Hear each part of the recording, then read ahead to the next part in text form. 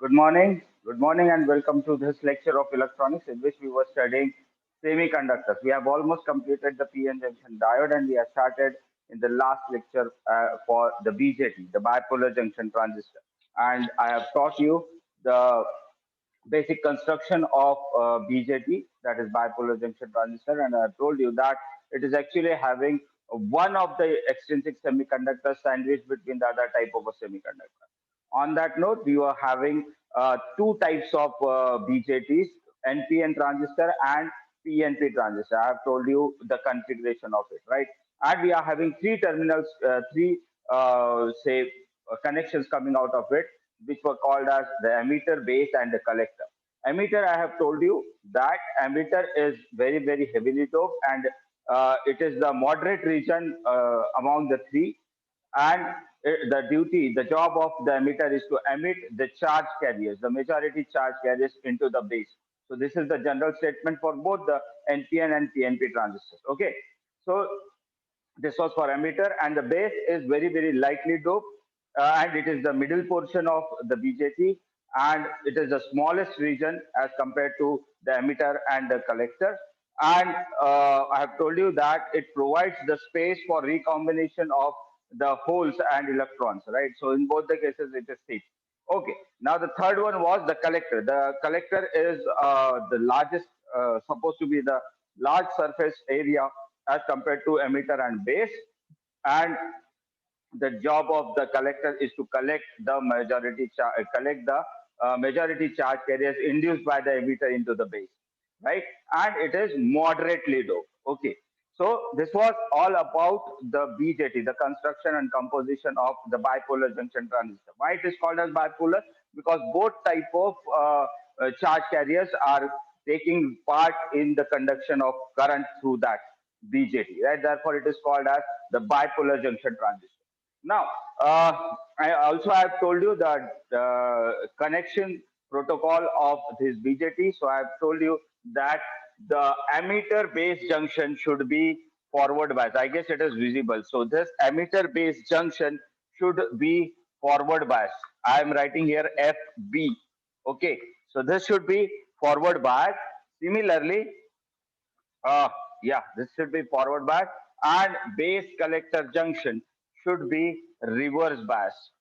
So this should be reverse bias. I guess it is visible. Okay. So this is the connection protocol of a transistor. So remember, whenever you connect a bipolar junction transistor, so you will be connecting the emitter base junction in the forward bias condition, whereas the base collector junction should always be reverse bias. So we'll see that. Now, if you see electronic circuit, so what does an electronic circuit have? If I call a simple box like this, that this is a electronic circuit, any circuit. Okay, so what parameters it should have? So if I call this as a circuit, then I guess it should have uh, two terminals for the input, right? Two terminals for the output. Any of the device, if you see the electronic device, you will be having these fundamental things inside it. So it will be having two wires for to give the input. It will have two wires to take the output, and also the third one, it will have the power supply, right? So these are the things which are very essential for any electronic circuit to work. So I have written here plus VCC. So positive terminal is there. So I am writing here as the power supply. So therefore I have written like this. So it is a positive supply. Okay, perfect. So in any circuit, we require these two lines, two input lines and two output lines. Even in when we go say for that television set. So do you remember there is the input we attach to a television set? Can anybody unmute and let me tell me कहाँ पे लगाते हैं हम लोग input television में? देखा है आपने? टेलीविजन देखा है, सभी के घर में टीवी है. तो हम लोग इनपुट कहाँ देते हैं? What is the input that we give? Manish, Rinki, you can unmute and Yes, let tell me. हाँ बेटा, कहाँ देते हैं इनपुट? कौन सा इनपुट होता है? बोर्ड पे, स्विच पे. स्विच में जो देते हैं वो वही। और कोई आंसर दे सकते हैं?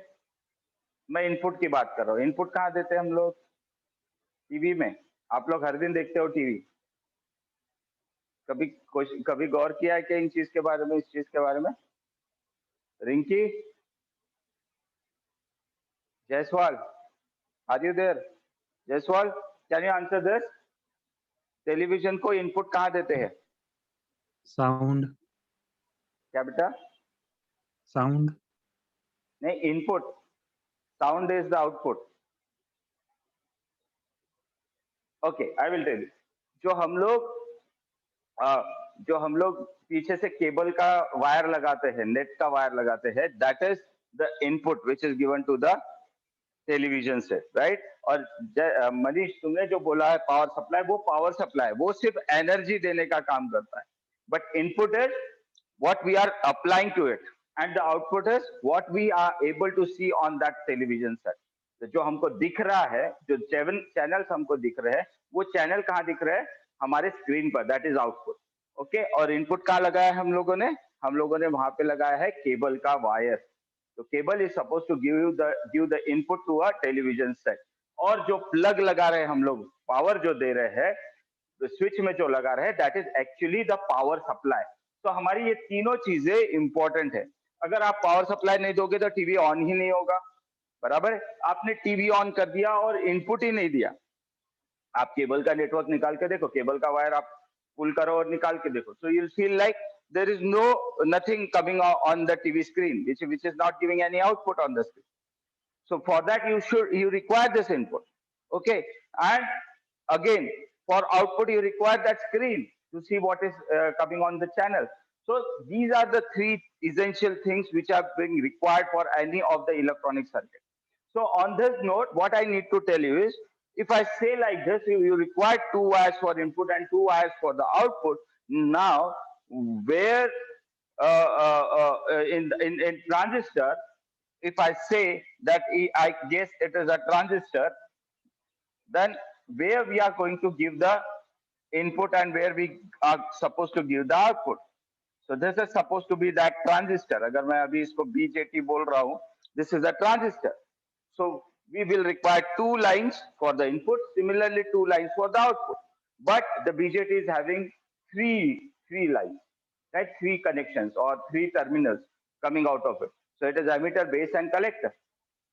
So what we do in that case, we try to make one of the terminal as common. Okay, so we are going to make one of the terminal as common. So if you make one of the terminals as common to both input and output, so what I will do, I will make one of the input common to the input as well as to the output, right? So अगर मैं इस प्रकार से करता हूं कि मैं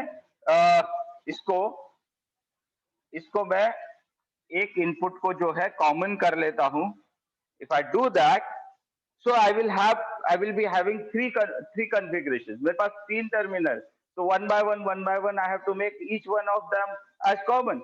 So I will be having 3 configurations. So on this note, to make one of the terminal as common, I will be having 3 configurations, and we call these 3 combinations as CB, CE, and CC, right?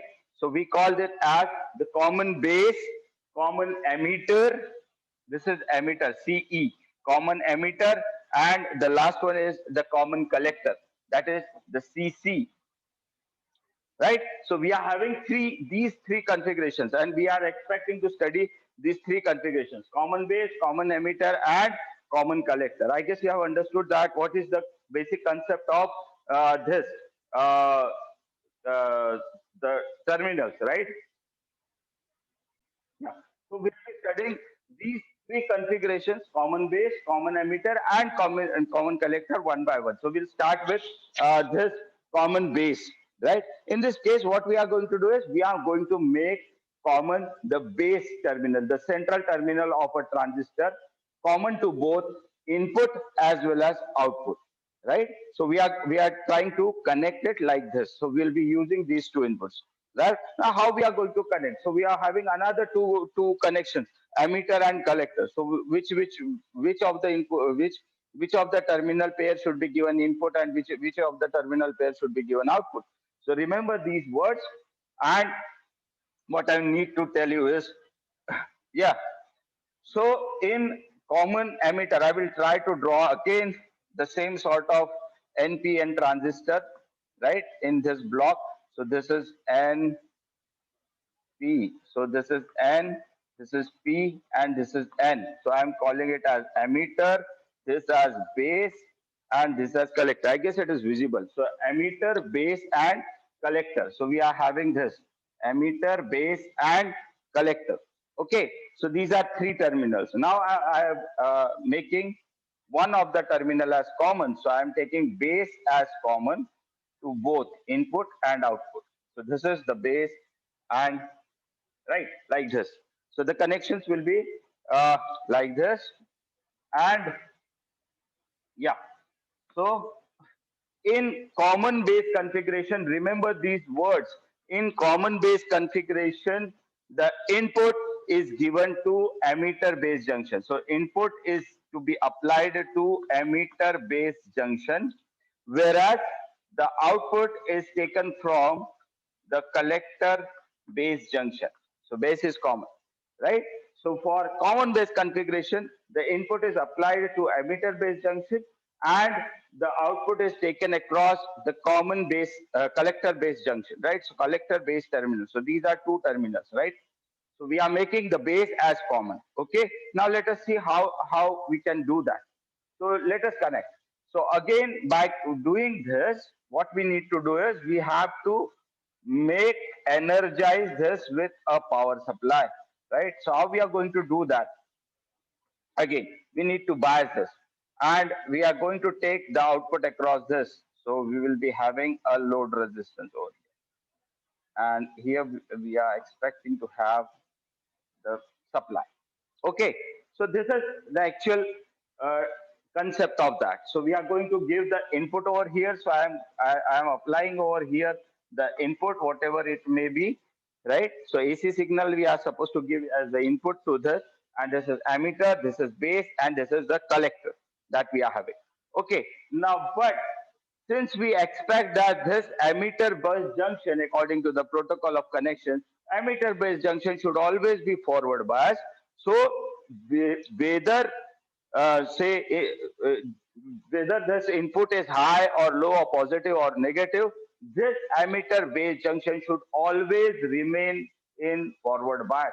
This is to be taken care of, right? Now for that, what we need to bias this emitter base junction. So we should not consider this input whether it is positive or negative. Even if it is negative, this emitter base junction should remain forward bias. That is a care that care should be taken off right now. So for that, what we'll do for this, we will be having a forward bias connection like this. Okay, so I'm connecting this negative terminal, this positive terminal to over here like this. So I am connecting a power supply over here, which is going to make this emitter base junction forward bias. So the minimum voltage for a diode to be forward bias is around say 0.7 volts. So I am not able to write this. This is around 0.7 volt. But if else this current it goes in negative for more than से -1 volt, अगर ऐसा होता है कि ये current जो है, ये जो वोल्टेज है, ये जो इनपुट दिया है, if this input goes more than negative for -1 volt, then what happens? It won't be reverse bias. So what I need to do is ये 0.7, this 0.7 plus this -1, so around plus 1.7 volts I should already provide to it. If it is in positive, so it will remain over there. And I will tell you what I mean to say by this. Okay, so that this biasing is necessary. So even if this input goes negative to -1, I will be providing here plus 1.7 volt, 1.7 volt, so that this P and this emitter base junction should remain forward bias. So this is called as the biasing, right? Similarly, on the other side, this base collector junction should be reverse bias. I have connected here a small resistance. This is the symbol for resistance, as I told you. in the last classes. So this is the resistance. I guess it is visible now. So this is resistance. Now why we call it, why we connect this resistance, and this resistance is called as the load resistance RL. So I'm describing you all everything RL. This is the load resistance. Okay. So for that, initially we need to bias this base collector junction, and we expect that this should be reverse bias, right? So as per the protocol of the connection, the base collector junction should always be reverse bias. Now let us try to connect this terminal. So if it should be reverse bias, then this should be connected to negative, positive, negative, positive. Okay, so this is positive and this is negative. Okay, so this is the uh, biasing. Why again this biasing is required? That even though the output voltage varies in the negative direction, this base collector junction should remain in reverse bias, and that is why we are providing this power supply over there. Now, to name this power supply, I'll be naming this as VBE, base emitter voltage, and similarly I can name this as VBC. There are some more, VCB or VBC, anything you can write. So VCB, collector base voltage. Okay, so we are having base emitter voltage, base emitter power supply. Similarly, we can write here plus VCB, or in some other notes you might be able to see over here. Here it will be written as VBV, and here it is being written as VCC, right? So they are same. It is actually for the biasing. So it is base biasing, it is the collector biasing. It appears like this. So we sometimes in some notes there might be written as VBB, and in some places it might be written as VCC. So collector supply, collector voltage, and the base biasing. Okay, so this was about the connection diagram. And what is this resistance? So what happens? We need to connect this circuit to any of the output device. Okay, so let us assume that I have made an amplifier, right? So I have made a circuit like this, and I have to connect it to an amplifier. So in amplifier, the output device should be the speaker, right? So at this place, what I will do, I will connect a speaker over here. Okay, which implies that this is the speaker will be the load to this circuit. Load means the device or the output device that we need to operate with that. Okay, so what we have to do always, we have to connect the speaker over there always. So instead of that, what we do is the general practices during testing time. What we do, we take the resistance of that particular speaker, and we connect a small resistance out of it to show that this is the resistance of that speaker particularly. Okay, and we call it as the load resistance. Okay, so every time at the output you will be able to see the load resistance, and from here across this load resistance we are expecting the output voltage or output across this. The input is applied over here. Okay, I guess you have understood this circuit. I guess you understood what is the input, what is the base emitter biasing, what is collector base biasing, and what is the load resistance. How in common base configuration the connections are being made. So in common base configuration, the input is applied to emitter base junction. In output, the output is taken across the collector base junction. Okay, and the connection is like this. Since the emitter base junction should remain forward bias, since the emitter base junction should always be forward bias, this power supply will make this emitter base junctions to remain in forward bias. Now, what I mean to say when I write like this, when I say that input is moving, so what is an input? I'm trying to draw a graph, small graph like this. So this is a sinusoidal wave where I am expecting, this is, if I call this as 0 volt, this is the neutral, that is the base, that is 0, and this is the AC signal is going to vary from say positive. So all the signals should appear over here to the negative, right? And similarly goes on like this. So if you check this whole AC cycle. So this is what is supposed to be given to the as an input to over here, and across the output, what is expected, we are going to see at the output level, right? So what I mean by this is, since it is positive 1 volt, it is minus 1 volt. When I was telling you that even if the input goes to minus 1 volt, means this is minus 1 volt. Okay, and this is plus 1 volt, plus 1 volt, the peak, and it is starting from 0 to 1 volt, and then returning back to 0 again, and then again it is starting from 0 into the minus direction, negative direction, and here it is reaching at minus 1 volt, right? So when I say like this, the input is like this, it is varying from plus 1 to minus 1, implies that since if it is minus 1, then this emitter base junction will not be forward bias. So to remain it in the forward bias region, what I need to do is we have to boost this signal to say some high voltage. So when I apply a positive 1.7 volt, because zero point 0.7 volt is the minimum voltage that is required to make this emitter base junction forward bias, right? So when I say like this, emitter base junction should be forward biased. So simply 0.7 volt is required to be forward biased, and it is showing you minus 1 volt. So the total will be plus 1.7 volt should be applied over here, so that this emitter base junction should remain in forward bias even if the input signal goes below the minus 0 in the negative direction, and if it is reaches the peak value of minus 1 volt. I guess you have understood this, for why I have connected the biasing. Okay. Yeah. So this is what is the reason of connecting this base bias. So we are connecting this base bias to keep this emitter base junction forward bias. I guess you have understood what I mean to tell you. Now, how it works? How it works? So let us see how it works. So when I apply this positive voltage, so during this negative half cycle, what happens?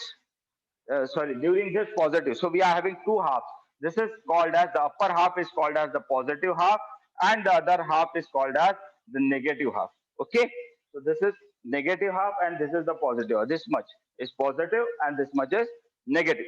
Okay, so during the first positive half cycle, what happens? This emitter base junction will be more forward bias.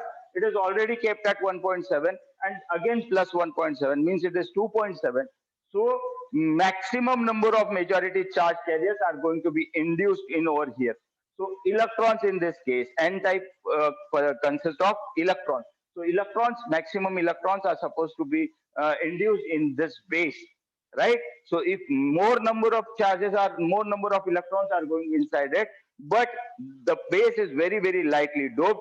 So since it is very lightly doped, so a small current flows through the base and to the emitter, very small, since this base is having very lightly doped and there are very low number of small number of majority charge carriers, that is holes. So the recombination will generate a small current, and that current can be written as that small current can be written as IB, and there is a small current that is IE, right? So IE and IB will start flowing through that. Now, as more charges are being induced over here and the collector is connected to the positive terminal, so all the electrons which are induced by this emitter into the base are being attracted towards the collector, and a current flows through the collector to base and the emitter, and we call it as the IC. So as maximum number of charges are induced, maximum current through the IC is positive current through the IC will flow. Okay, so from P to N, so we'll be having like this. Yeah, so it will show you a graph like this. Yeah, again, so we'll have almost the same graph like this. Okay, so yeah, and in the negative half cycle, what happens in the negative half cycle, since it is at a low voltage, so less number of charges are going to be induced in the base, and the less current will flow, so the graph will move in the negative direction, right? the This is the working of this. Now there is one factor which is very important to understand how much current is going to flow. So we call it as the current amplification factor, right? So remember, this is current, I guess it is visible, current amplification factor,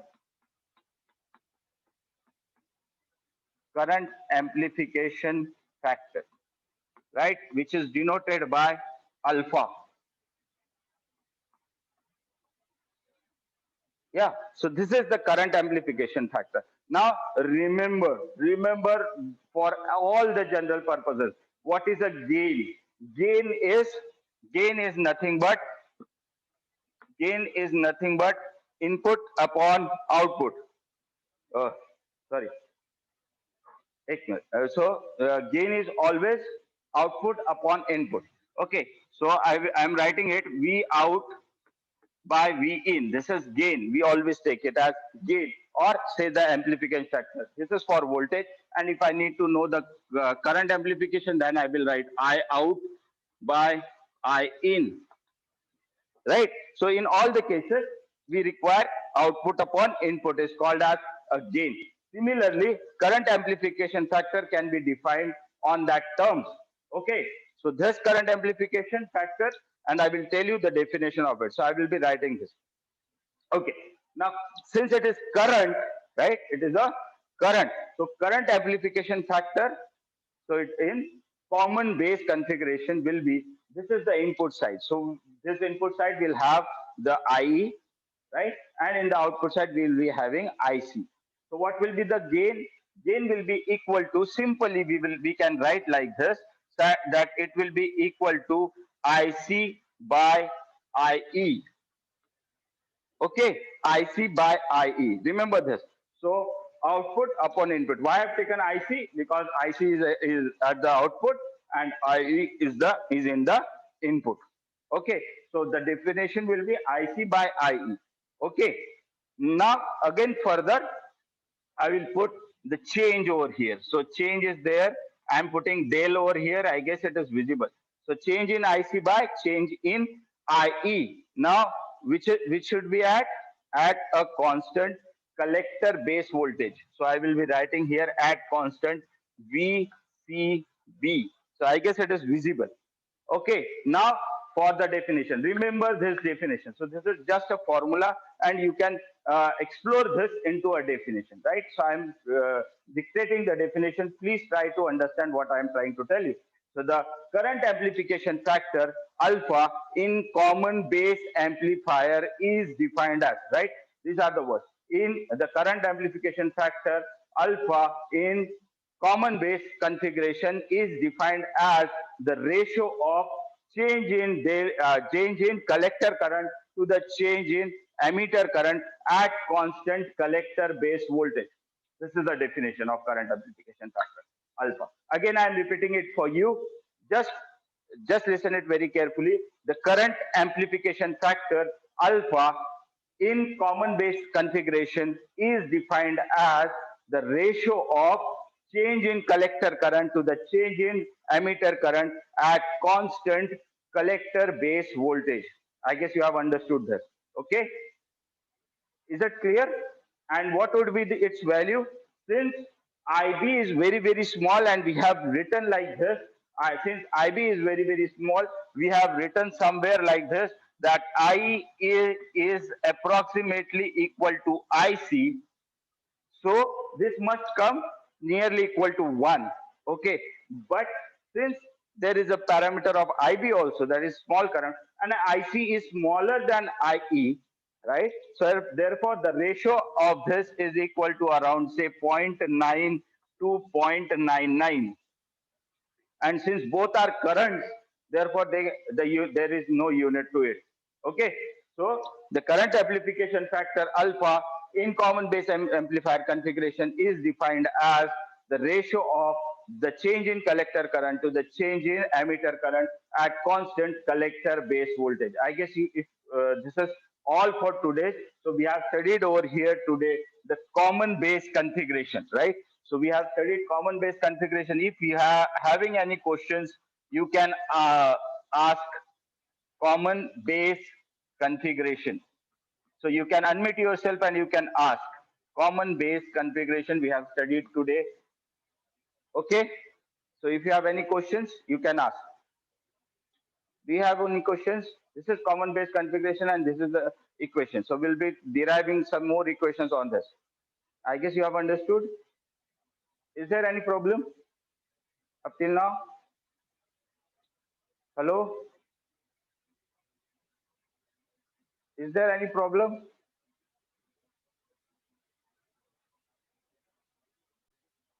So thank you very much for joining. I guess I have taught you the common base configuration in of a transistor.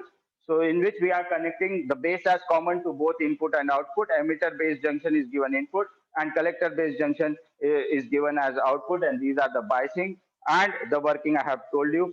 And the last one is the definition of the current amplification factor alpha in common base amplifier, which is defined as the ratio of the change in collector current to the change in emitter current. Thank you very much for joining. Stay tuned to my YouTube channel. I will be uploading more videos on this. Good day. Have a safe time at your home. Thank you very much. See you in the next class next time. Bye. Good day. Oh, sorry.